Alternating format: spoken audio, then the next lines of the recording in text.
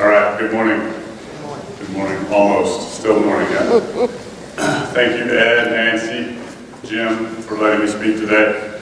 Believe it or not, I requested to speak and very soon after started regretting it because I get nervous doing this stuff. But it's a topic, the topic you see on the screen, air traffic at RDZs, and it's a topic that I feel is obviously very important enough to request to speak to a bunch of drop zone owners when I'm not a drop zone owner and I can't relate to the many things that you guys experience. But I hope in this short or relatively short discussion that we'll ask ourselves the question, are we managing our air traffic effectively? Because I believe we're on the cusp of a very changing sport where we're starting to use more airspace than we ever have before. And I know that many of us in this room are dealing with it on a routine basis, but I'm not sure that information, that knowledge has trickled down to the smaller DZs so that we're all speaking the same language. So I'm not going to speak about, or I don't intend to speak about aircraft traffic. It's not about jump plane traffic or recreational aircraft in the drop zone airspace. Also not about canopy traffic. As Ed mentioned, I'm not here to speak about that, so I hate to disappoint you. I did a seminar last year at the Expo on canopy traffic, and it's a whole separate ball of wax. Obviously, it's an issue. It's something that we need to, or have been for years now, trying to take control of in our sport and manage better. And honestly, some of the same solutions that are being applied in the canopy world can also be applied in the free fall world or in the overall air traffic of the DZ. So everything from exit, you might think of exit down to pattern altitude, everything in between. And quickly, just looking at the last few decades, the airspace consumption as we know it. And I know I'm speaking to a big group. I tried to imagine who all the different DZOs that I know, who I would be speaking to, but largely, if you're a DZO, then you're like me and you're on the other side of the hill. Yep, so you've been scouting for 10, 20 years, and you're moving on now to a management position where you're providing this avenue for jumpers. This is something that you love. But what comes with that is often our finger isn't on the pulse as sharply as it used to be. We're not in it, we're not jumping every day, so we don't always relate, and even though we think we do, yeah? So just want us to be aware of that. And as I quickly run through the last few decades and think of free-falling discipline, it's largely been FS, classic style perhaps, still popular in a lot of the military competitions. Classic style, FS, 4, 8, 10, 20 ways. Big blocks, 100 ways, up to, what is it now, 400 way world record. Free flying has been around now for almost 20 years. And certainly has taken all different shapes and sizes. And then you have tracking as a discipline. But other than tracking, most of these disciplines, as we perceive them, justifiably, are falling straight down columns of air. So just a very rough image here to get us on the same page that I'm on. And that is that we've been conditioned to believe that most skydives just happen in successive columns of air. So, and that brings up the whole exit order debate you've seen many articles on and heard discussions on over the years about who should exit first and last. And I think we've arrived at a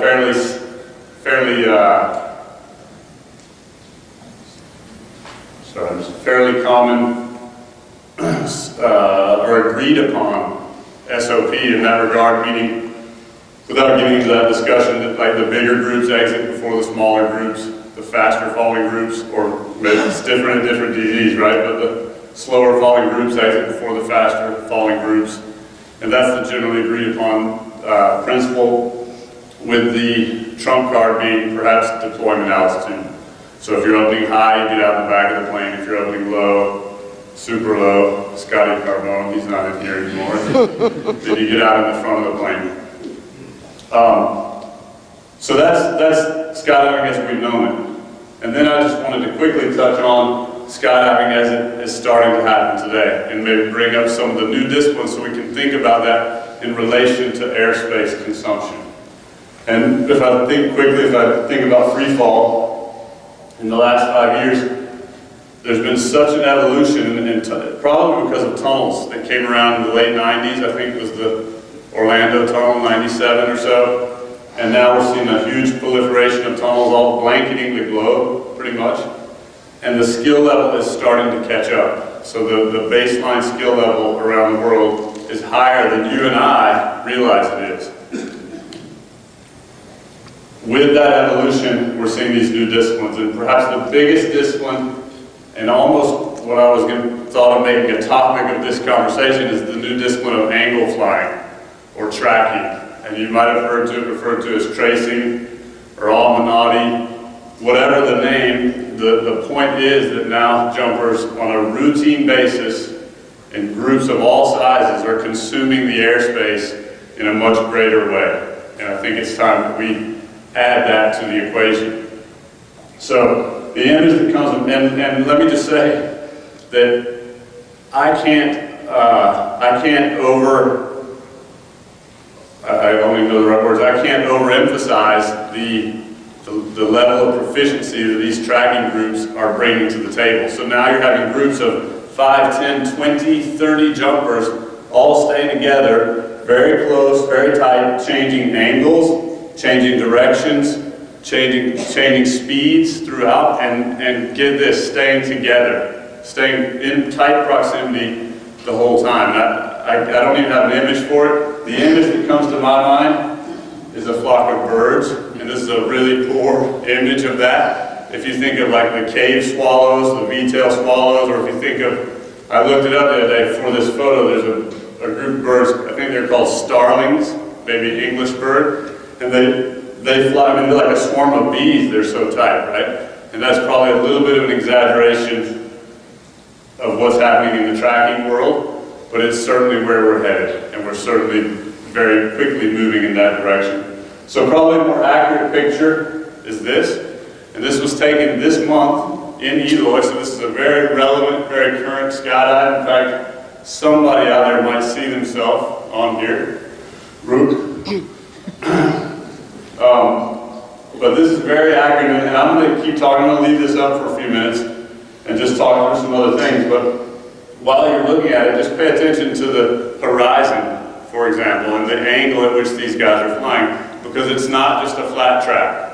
It's not head down, is it? If it's head down, all 30 of them are doing a poor job. And they're doing a poor job together.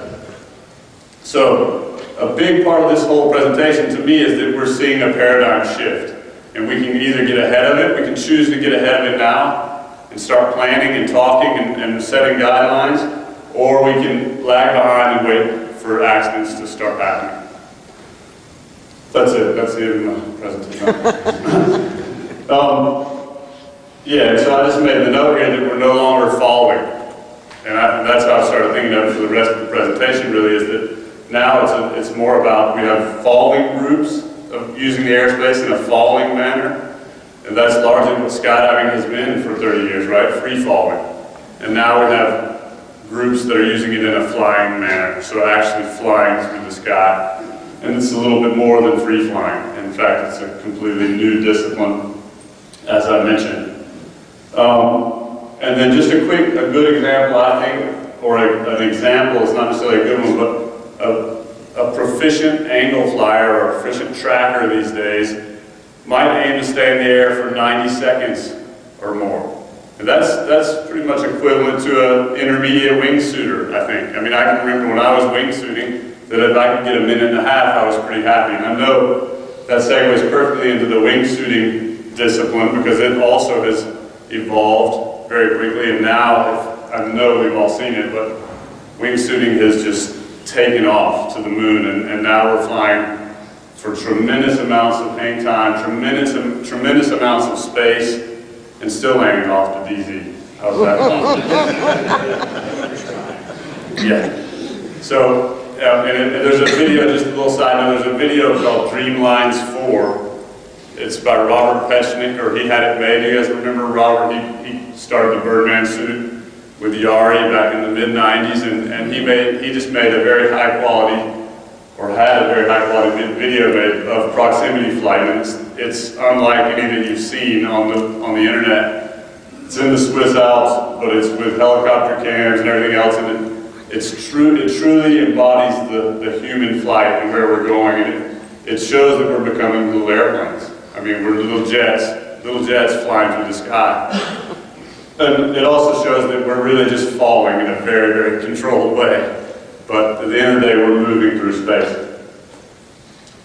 All right, and then finally, if we survive the big blue sky from exit to opening, then we still have to survive the canopy portion of the jump.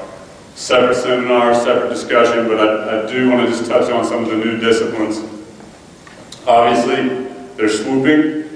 Swooping started I don't even know, late 90s as well, where it really started to take off. Early last decade, it became a competitive sport. We've seen material improvements, design improvements that have, also skyrocketed, and the skill has matched. And then we've seen a divergence in a way of competitive swooping, the guy who gets out at 5,000 feet on every single jump, and that pretty much spends his career doing that. And you see people, AFF instructors, video, free fly, tracking, whatever discipline you want, opening their small wings, sub 100 square foot wings, and swooping on any given load. So consuming the airspace perhaps in a little bit less predictable way. And then one last canopy discipline, kind of a canopy discipline, it's high performance canopy flocking. And we can really just push it to the side for now. It's crew. It's no contact crew. As far as its airspace consumption, the way that it uses airspace, it's a lot like crew. So many times getting out short or downwind of the drop zone, opening immediately at 13,000 feet, and flying back towards the drop zone. Usually using a different airspace than the free fall drops. And lastly, if we didn't see it coming, there's XRW. Do you guys, is Vladi in this room? Vladi, I was waiting for this moment. He's not here, but I think it was like also in the late 90s when Yari and Vladi made the first two-way dock, the wingsuit and canopy dock, and it was probably like half a second photograph, and it wasn't quite as big as the current high altitude by Felix Baumgartner, but it was something that we heard all over the world. And now, honestly, every drop zone I go to, it's not like there's XRW happening all day wherever you go. But you run into friends almost everywhere you go that say, hey, guess what? Next weekend, so-and-so and I are going to go do some XRW, or they just came off a weekend of doing it. So it's happening, and if we see it on the videos and we see it around, then we know more and more people are going to start doing that. And we need to take it into account. Why does all this matter? I mean, I think it's obvious. It's about air traffic. And the whole point for me, and the reason that I wanted to talk, is just because we're using airspace now in a much greater way. If you look at an aerial map, we're using the entire aerial map on any given load, regardless of the wind or the spot direction or the jump run direction. We're using much more of the airspace, often in unpredictable ways. How many people have ever opened somewhere completely different than where you expected? And you can be shy with that if you want to. I know we're at a drop zone owners conference, and you're not sure some of the jumpers are sitting in the back.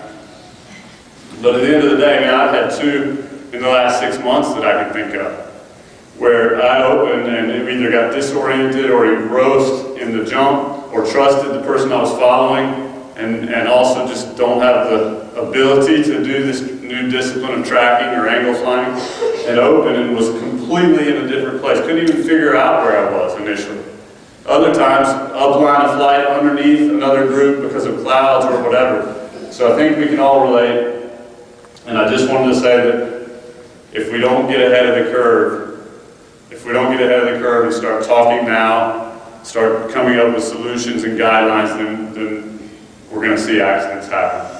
And yeah, I'm not a skeptic, I'm not a psychic. I've just been to a lot of places, and I think the average skill level is rising so quickly that it's something that we need to be aware of. My notes are failing me here, so. Okay, so the airspace problem. Yes, I just came up with this very rough picture It doesn't do it justice, quite honestly. All this shows is, more than anything else, it shows that you've got 5 or 6 groups here getting out in order, but no longer are we falling down those columns of air. And I know for years we've had groups that are tracking or actually moving in space, a wingsuiter here and there. But now the point is that on a 20-man Otter or a 6-man Cessna, whatever it may be, you might have a higher percentage of people that are moving off the line of flight, and that's what I'm trying to stress here today. The other thing to notice here is that it doesn't account for any HAHO activity or any high altitude, high opening canopy activity. So this doesn't account for crew, high performance flocking, XRW, any of that stuff. You add that in there and it might actually make this whole space turn orange. Yeah. But it does demonstrate that we're no longer falling straight down through the air. So what I've done is I've taken just a very random sample Otter load here, 22 jumpers I think it is, and I've just made a hodgepodge of activity. Sometimes I'm in DeLand and I promise you, I'm not there a lot actually, but I'll go in for a day and I'll go make a jump. And 22 jumpers, there might be like 10 or even more than 10 disciplines happening on that Otter load. And it scares me. It scares me to death. And I'm like, because I know as I look at the group that no one in that load is taking responsibility for what these different groups are doing. And quite often we get to close the jump run and the whispering starts happening. Hey, what are you doing? Oh, over prop noise and earplugs and everything else, looking over your back to the guy in the front of the plane. All kind of communication, serious communication is being attempted over a serious topic in a very poor manner. So this is just a sample Otter load, and I think more than anything I just wanted to demonstrate that it's chaos and we need to put some management to it. Certainly opportunity for air traffic. And then I asked the question, how are we using our airspace? The same thing I asked at the beginning, are we managing it safely and effectively with the relevant procedures that we have today? So is the size of the group and the opening altitude, are those the biggest factors anymore? And I don't have an answer for that, but I'm not certain that they are. I read a book recently by Lawrence Gonzalez called Deep Survival, if maybe you've read it. But he was an editor for National Geographic Adventurer magazine for like 20 years. And Robert writes, the word, I'm going to read my finer print. The word experienced often refers to someone who's gotten away with doing the wrong thing more frequently than you have. And it's become, that was about 4 years ago I read it, it's become one of my favorite quotes. Because to me it says experience, which I feel like I have a lot of, experience equals success at doing the wrong thing. Yeah? Or it can mean that. He goes on to say, if you've tallied a lot of experience in dangerous, iffy environments without significant calamity, the mental path of least resistance is to assume it was your skill and savvy that told the tale. And he finishes off by saying, and when the environment changes, your own experience might be inappropriate. And I just wanted to say, guess what? Our environment has changed. Yep. So it's time for all of us in this room, if we're the leaders, if we're the DZOs, to realize that just because we're sitting here alive doesn't mean we've always been doing things the right way. Yep.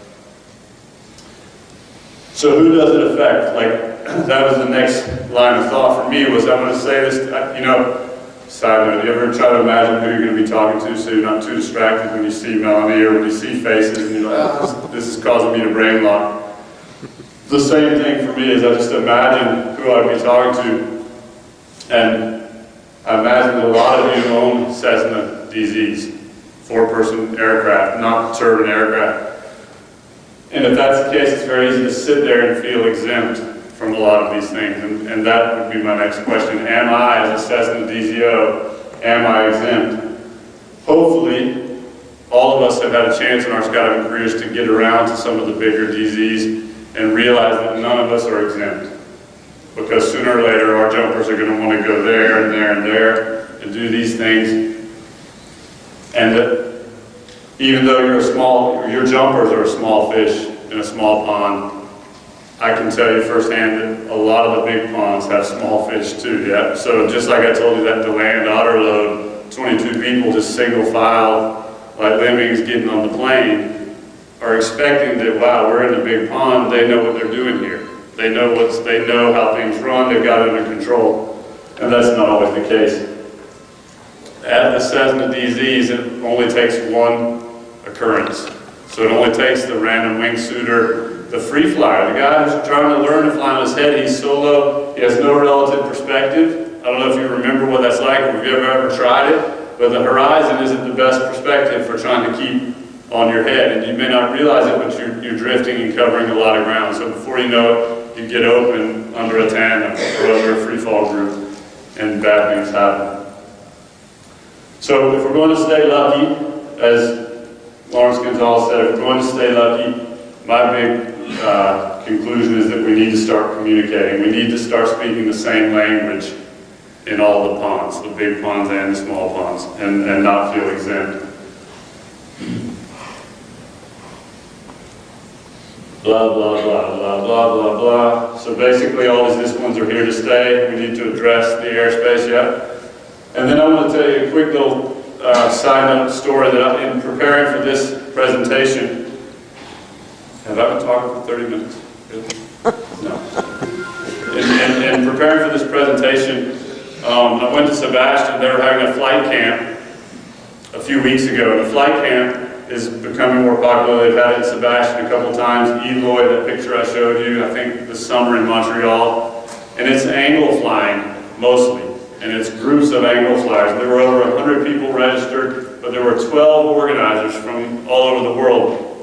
Some of your top free flyers from all over the world. And I just wanted to go because for months I've been stewing on this topic, thinking this is an important, relevant topic. But I wasn't sure if it was just me in my tunnel thinking, oh, this is good, and everybody out there going, that's not really worth listening to.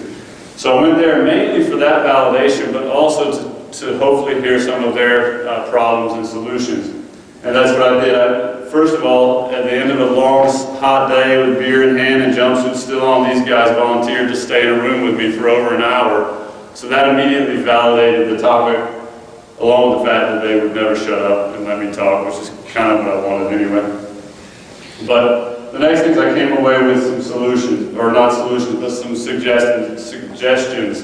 And all I try to do is collate all the different feedback and the different languages or the different dialects, English dialects, and try to put those together. The first one is just more awareness. Awareness is pretty obvious, but I thought it was a good one to mention in this room once again, because we're a different generation, and many of us haven't tried some of these things, so we can't relate in a first-hand way what it's like to be unable to stay with another person who's tracking. I can tell you right now that I thought I was a good tracker. Yep. By old standards, I'm tall, I'm thin, and I can move, but it's not the same today. It's really, really different. So hear me on that, and if you can, get out and try it. If you can't get out and try it, then be open and objective enough to listen to people who are out there doing it on a regular basis, and to realize, even from here today, if you're so inspired or whatever by this today, like, know that the sport is changing drastically. And so listen to those little kids who don't know a hill of beans about anything. They have 100 jumps. They're probably flying with some guys that actually have learned some things. So try it and discuss it, and then the next thing is education. Next thing is education, and that's just quickly touching on passing along the information. So I was in a room with 12 organizers from around the world, Spanish, Italian, and American, and Venezuelan, and all these guys are going everywhere. They're rock stars in our sport, going everywhere, doing this every week. And they're learning the nuances of how to lead a group through the sky and take that group along the right swath and opening up in the right location where they say they're going to open up. Even if you can track really well, if you haven't had that experience of leading a group through all these different angles and speeds and everything else, then you'll quickly find out that you're going to open, like I said earlier, in a place you didn't expect. And that's not only dangerous for you and your spot, it's dangerous for the other groups in the load. not ending up where you said you would be. So passing along that information, and probably one of the bigger ones, and I'm going to dwell on this for a second, is just better information systems. So each of you out there who have had drop zones for 20 years and you've got all these things, we've got to get better information out there. We've got to get aerial maps. We've got to get all the basic things: winds, walls, deployment sectors, aerial maps.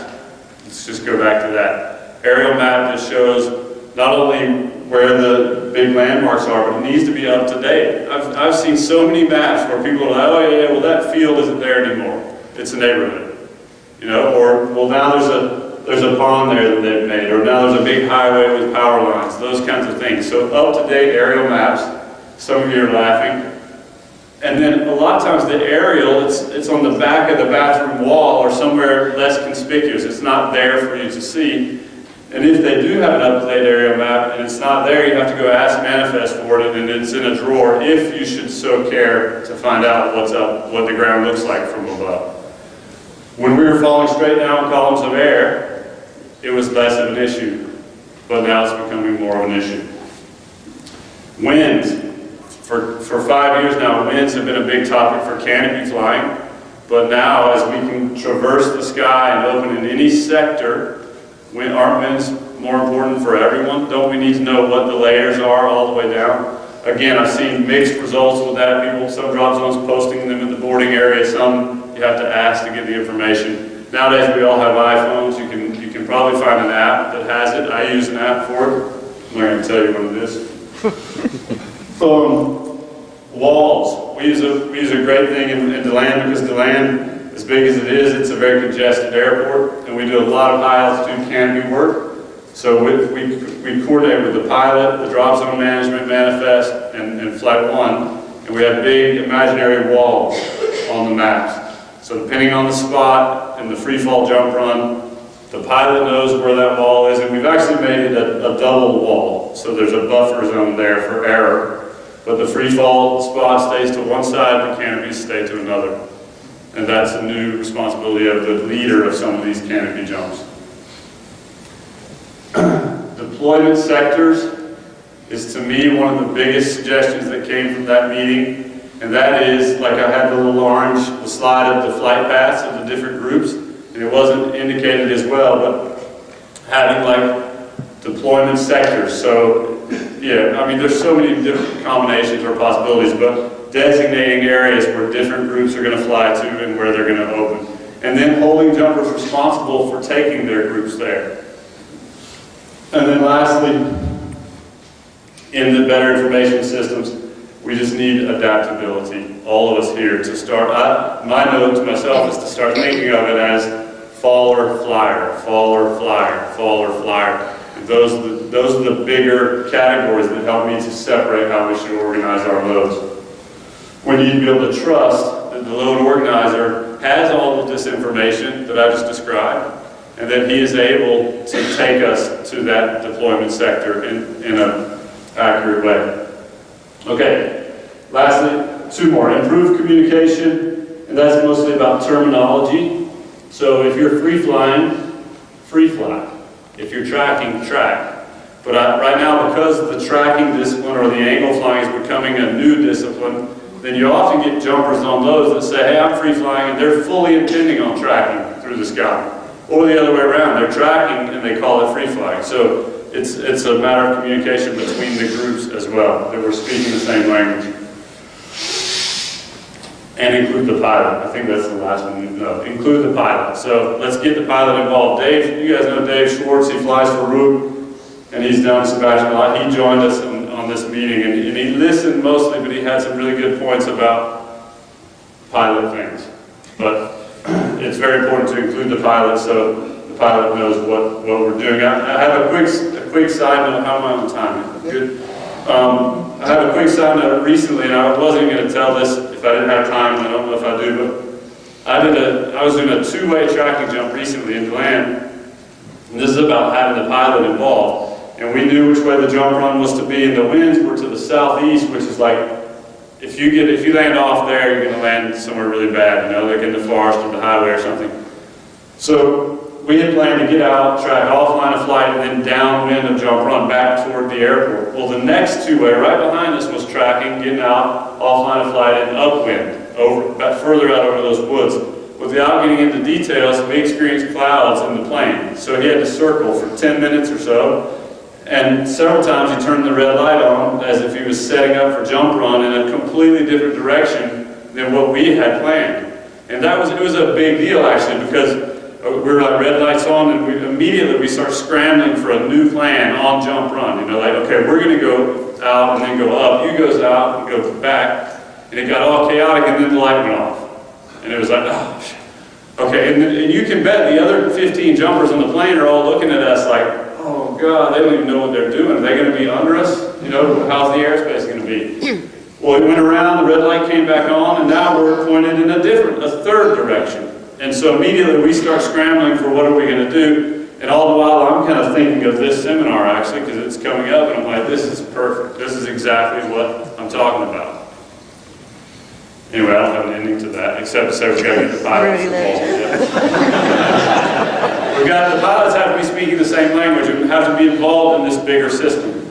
Okay. And then the one that I put on there, this indirectly came from them, and I know we're not all going to like it, but I think it's time for air traffic control. And I'm not talking about the tower and the tower on your airport or whatever it is, but I'm talking about relative to the size of your drop zone or proportionate to the activity that's happening there that week or that year, that we set up a better system that will manage this process. And I'm trying to be general and vague with that because I know it's not fair to say to assess the DZO that you have to have somebody standing out there all day with a clipboard and that's all his job is. That's completely unrealistic. But I do believe we need to have people in charge. People that are facilitating. That 10 different groups on the otter that I was describing, somebody should be there. It's got to have the land, of all places, big drop zone. I'm only being all bold because I know Bob and Mike aren't here, right? But it is on video. But somebody should be there out in the loading area, even if it's not a boogie, somebody should be there making sure that people are talking. Or there should be other things in place that bridge that gap. All right, almost done. So, what are the components of an effective system? I'll try to be quicker with this one. Number one, load activity. Something that shows load activity or gives load activity and the flight paths and deployment sectors. I don't even know if I put that. The flight paths and deployment sectors of the different groups. You guys, I don't have the solutions. I'm trying to get us on the same page and start talking the right solutions. So please don't look at me as, that won't work for us. Sorry. Like, take it and tweak it and change it and make it work for you. But we need to have this information. I need to see something more than a sheet that has a list of names and maybe says over here that they're on a four-way team or part of a free fly group.